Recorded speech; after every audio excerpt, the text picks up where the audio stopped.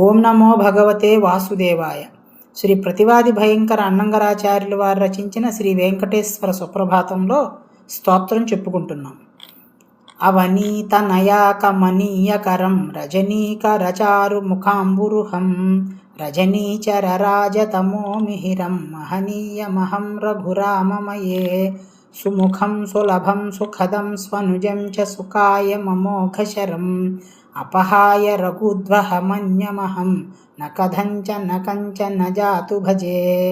ఈ శ్లోకాల్లో ఆచార్యులు వారు ఏమంటున్నారంటే, భూదేవి కూతురైనటువంటి సీతమ్మ వరించిన అందం కలిగినటువంటి వాడు, చందమామను కంటే అద్భుతమైన ముఖం కలిగినటువంటి వాడు, రాక్షస కులం అనేటువంటి చీకటికి సూర్యుడు లాంటి వాడు అయినటువంటి ఓ రామ, ఓ రఘుకుల తిలక మహానుభావ, నేను నిన్ను శరణు వేడుతున్నాను అని చెప్తున్నారు. అలాగే ఏ సమయంలోనైనా కూడా నేను రఘువంశంలో జన్మించిన రాముణ్ణి తప్ప వేరొకళ్ళని ప్రార్థించను అని ఆ రాముడు ఎలాంటి వాడని చెప్తున్నారన్నమాట. సుందరమైన ముఖవర్చస్సు కలిగిన రాముడి మనస్సు ఎంతో మెత్తనిది. అందరూ ఆయన్ని సులభంగా ఆశ్రయించవచ్చు. ఆయనకి మంచి మంచి తోబుట్టువులున్నారు. ఆయన ఎంతో శక్తి కలిగిన బాణాలు కలిగి ఉన్నాడు.